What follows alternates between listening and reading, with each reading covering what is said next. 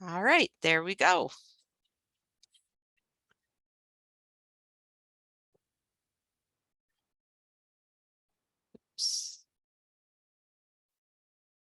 So first off, I'd like to thank you for serving on a board. Board service is the highest level of volunteering in a nonprofit. So it's a big deal. As a board member, you're entrusted with the power to help shape an organization and direct its course. If you happen to be a fan of Spider-Man movies or Spider-Man comics, you know that with great power comes great responsibility. So again, thank you for taking on this awesome responsibility of board service. And like Spider-Man, who I just quoted, you're all superheroes in my book. The board is the single most important body of any nonprofit, and I stress the word body here. A board is a body or an entity that acts as one to make legally and socially responsible decisions regarding an organization. A board is made up of individuals, of course, but as a board, you act as one body. You use discussion and your individual votes in the boardroom to come to a decision as a unified entity. Then as a board member, it's your duty to uphold that group decision outside the boardroom. A board sets policy and ensures that the organization has adequate resources, and that includes financial, physical, and the human resources or manpower to carry out the mission. It's important to remember that a nonprofit's highest purpose, of course, is to act in the public interest for the good of others. The board represents the community served by the organization. A board is responsible for defining the organization's mission, or in other words, the good that it does for the public, and for providing leadership and strategic direction to ensure that the mission is fulfilled. Tonight we'll review the legal duties of board members. We'll look at the various roles of board members, the different hats you wear inside the boardroom and outside, and we'll talk about the differences between a governance board and a so-called working board. We'll also provide a few tips and ideas for being a good board member. There are 3 legal duties of board members, which include the duty of care, the duty of loyalty, and the duty of obedience. And we'll look at all 3 of these individually. First is the duty of care, which describes the level of competence that's expected of board members. It's the care that an ordinarily prudent person would exercise in a similar position and under similar circumstances. You need to exercise reasonable care when making a decision as a steward of the organization. And examples of upholding that duty of care include things like attending board meetings, paying close attention while you're there, reading the materials beforehand, and asking questions if you're unsure about something. The duty of care is really all about being active, informed, and independent. The duty of loyalty is about upholding a standard of faithfulness and putting the organization before self. So a board member needs to give undivided allegiance when making decisions that affect the organization. They need to always act in the best interest of the organization and never use information learned from being a board member for personal gain. This is where a confidentiality policy and conflict of interest policy come into play. You want to avoid even the perception of a conflict of interest if there could be any doubt as to whether a conflict of interest was handled appropriately. It's important that the minutes reflect how the decision was made, especially, I would say, why the board members thought the decision made good sense for the organization. Third is the duty of obedience, which entails being faithful to the organization's mission. Board members should act in ways that are consistent with the central goals of the organization. The public trusts that a nonprofit will manage donated funds to fulfill its mission. And as a board member, you need to follow the organization's internal rules, including the articles of incorporation, your bylaws, tax exempt filings. You need to follow policies and procedures in the laws and regulations, both state and federal, that apply to nonprofits. The work of a board fits into these 5 categories. And as we go through each of them, think about the areas that are strengths for your board and areas where you could use some improvement. Board operations include recruiting and orienting new members and assessing board performance. You need to make sure you have a competent board with the right mix of skills and interests to keep the organization moving forward. A board matrix is a good tool to help keep an inventory of skills and to help identify where there are gaps that might need to be filled. Orientation of new members is critical, so they have a firm grounding in the history, the programs, the services of the organization, and a clear understanding of the expectations of board members. Regularly assessing the performance of the board is also important. Board can do a self-assessment, or you can hire consultants to assess board performance. And finally, it's important that your board members understand your board structure, whether it's a governance board or a working board. And we'll talk more about those structures in a little bit. Strategic planning involves determining and staying true to the organization's mission and goals. It's about thinking and planning for the future. Typically, strategic plans are developed for 3 to 5 years. The strategic planning process includes identifying the strengths and weaknesses of an organization, as well as potential opportunities or threats. Then you can identify priorities, set goals, objectives, and action steps. You can have benchmarks, perhaps a dashboard, just some system for measuring and monitoring progress.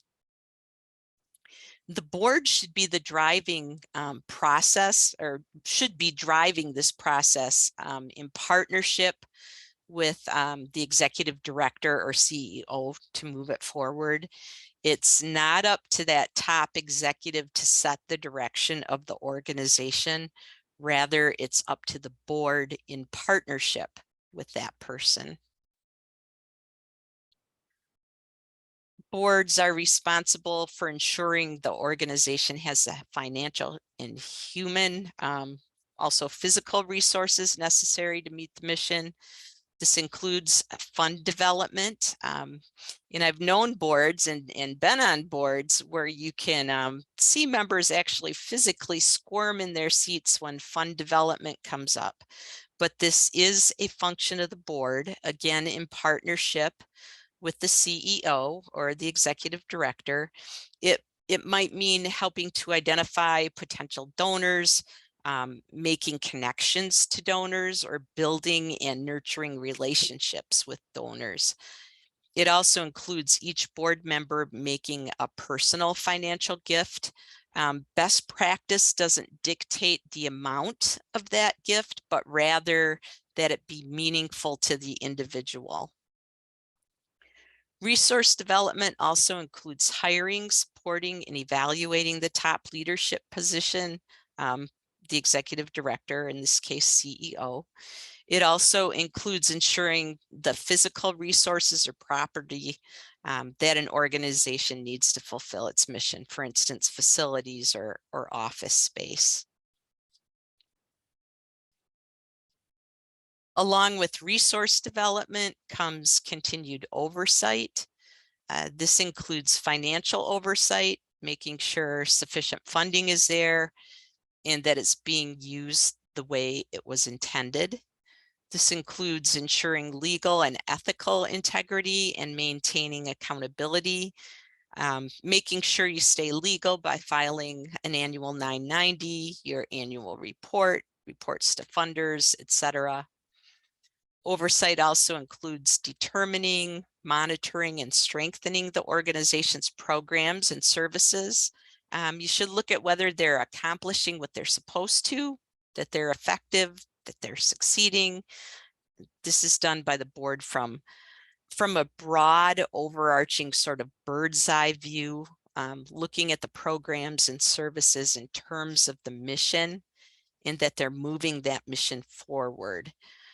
Oversight does not mean micromanaging. It doesn't mean getting down into managing the day-to-day operations of programs and services.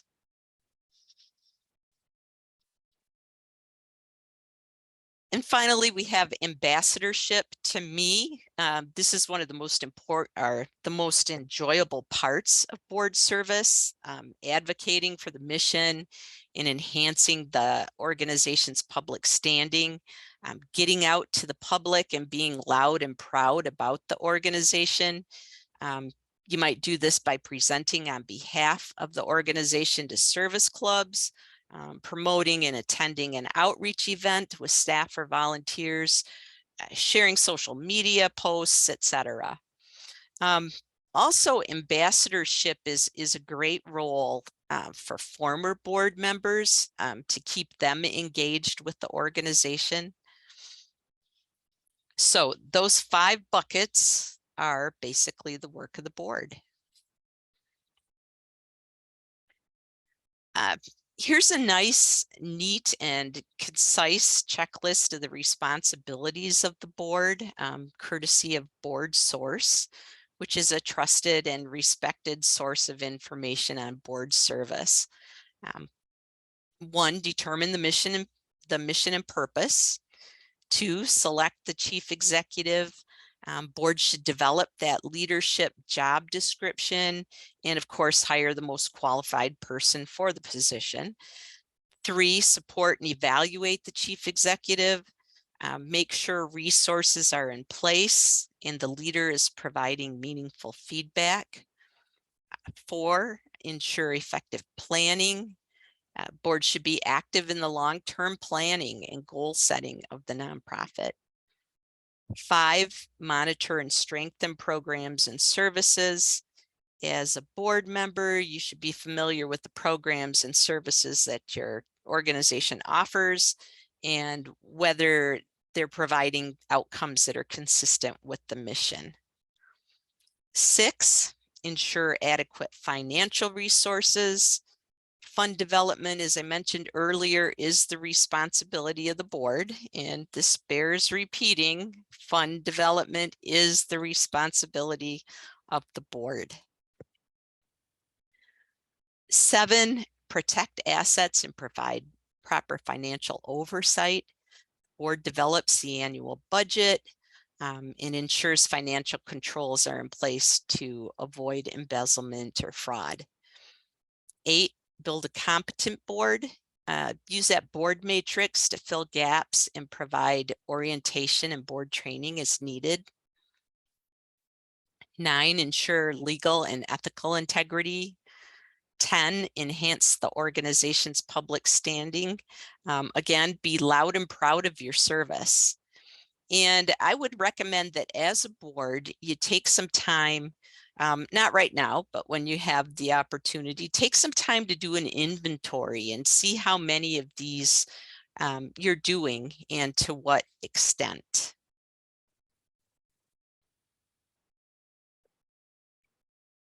We're going to shift gears a little here and talk about the 3 hats that you may wear as board members and what you should be aware of when you put each of those hats on. The first is the governance hat.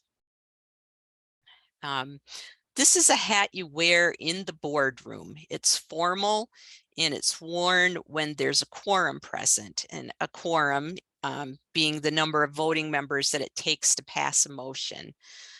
This hat is one you wear when you're making decisions as a unified entity, like we talked about earlier. This is the role of the board as the ultimate legal and moral or ethical authority of the organization, acting as a unit with individual authority or interests set aside. The second hat is implementation. This one is not necessarily worn by every board member, but it's given to someone who might be a chair of a committee or a task force. It's authority that's been delegated by the whole board. So it's outside the boardroom, but they still have authority to make a decision. For instance, a chair of an event planning committee, they could have been delegated the authority, say, to lock in a contract for the event venue. That would be implementation. And then the third hat is that of a volunteer. When you have your volunteer hat on, you have no real authority as a board member, even though you're helping the organization. You are solely a volunteer. And sometimes it can get tricky taking these hats on and off outside of the boardroom unless specifically delegated authority by the board as a unified body.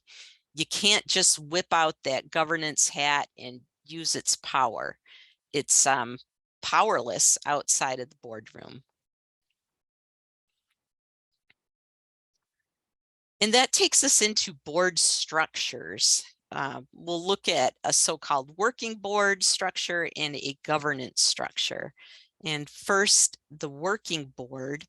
And I said so-called because all boards are working boards. They obviously do work. It's just a different kind of work. A working board includes operational work in addition to governance. The working board is a common structure used by small or new organizations. You'll see this structure when an organization is all volunteer or has a small staff. Many startups, regardless of size, operate as a working board as they build infrastructure. Looking at the graphic here, the working board acts at the institutional or the top level, doing the 10 strategic high-level responsibilities of the board, including setting mission, policy, vision, etc., with their governance hat on.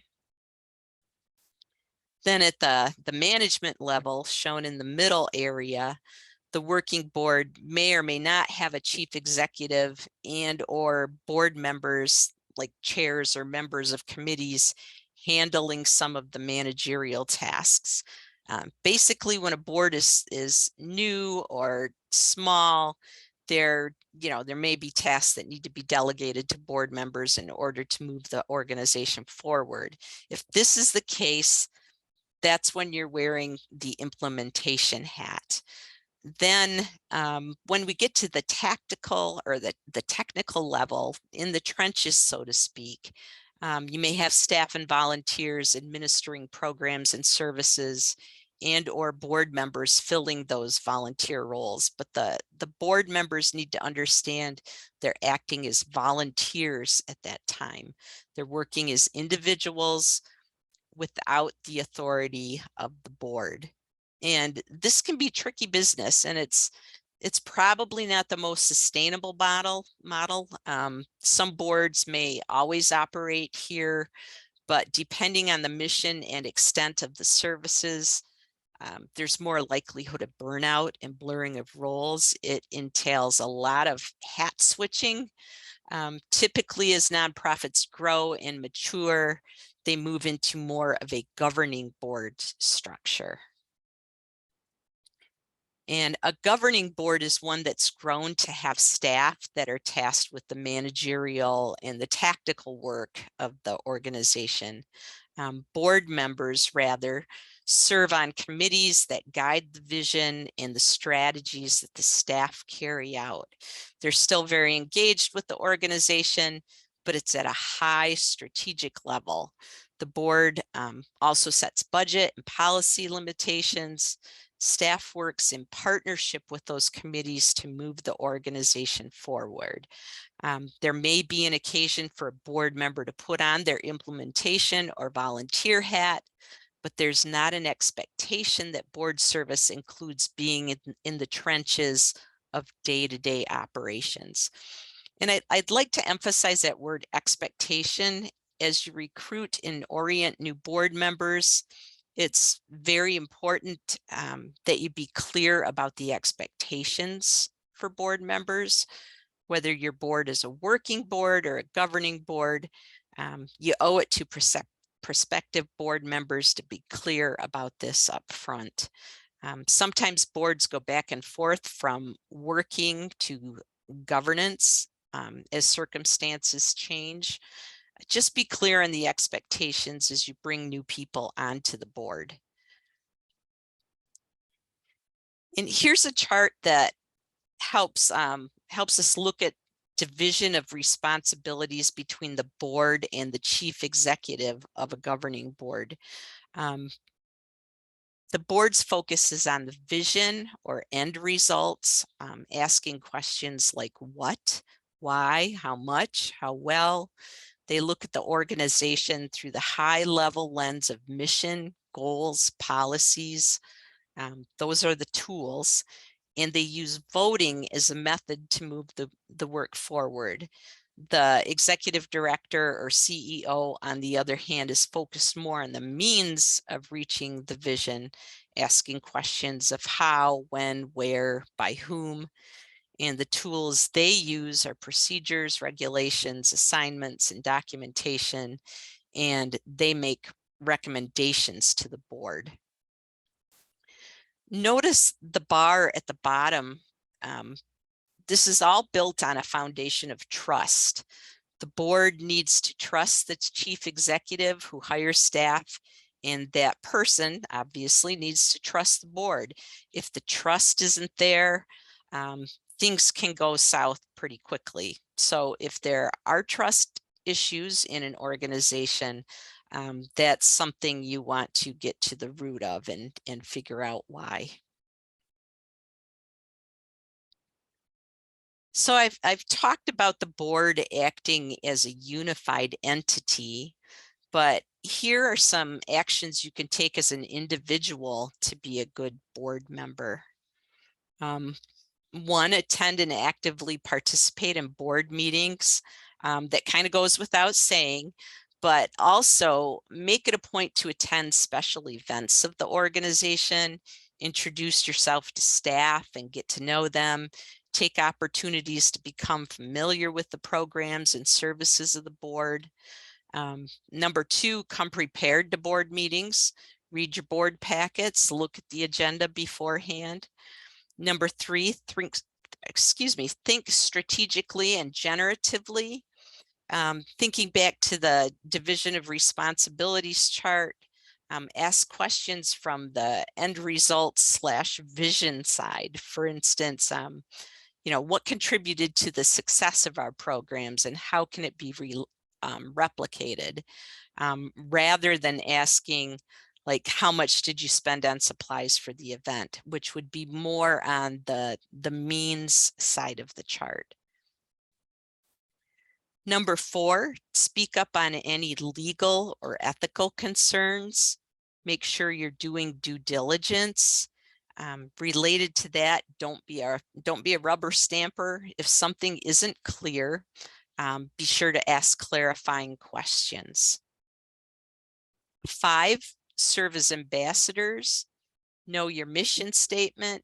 If it's too long or cumbersome to remember, that's a pretty clear sign that you might need to take a closer look at it as a board and tighten up that mission statement. have your elevator speech down in your own words, so it rolls off your tongue.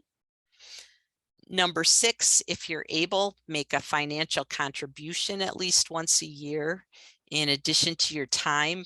You know, that's just another way to give to your organization and show your support. And it can be any amount that's meaningful to you. 7, identify and help solicit new donors and recruit new board members. Using your connections is one of the most important functions you can bring to a board. Everyone has connections. You don't need to be a local celebrity or even particularly well known. Just use your circles of influence to help grow the organization.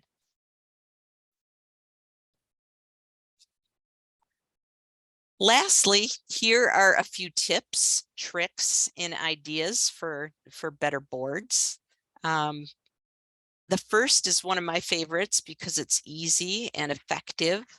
And that's having your mission typed at the top of all agendas for board meetings and committee meetings. It's just a good reminder that everything you do on a board should be done through the lens of the mission. If it doesn't align with the mission, then you probably shouldn't be doing it. Also related to the mission is having what we at Grow and Lead call a mission moment on the agenda for your board meetings. This can be a short story or a snippet of something positive that's happened as a result of the organization, just a tangible reminder of the good that your nonprofit is doing. And you in turn as a board member can use it in your role as an ambassador when you're out talking the organization up in the community. Next, conduct occasional meeting evaluations if you're having attendance or participation issues, for instance. Look at why that may be. Maybe you need to have a different meeting time or a different venue. And finally, discuss this training and areas to improve. No board is perfect. We're always able to do better, but also, you know, pat yourselves on the back for the work you're doing. You all bring experience, connections, thoughtfulness, intelligence, and your own unique gifts to a board. It's appreciated and to be celebrated. So again, thank you for your board service. And now I'm going to end the recording.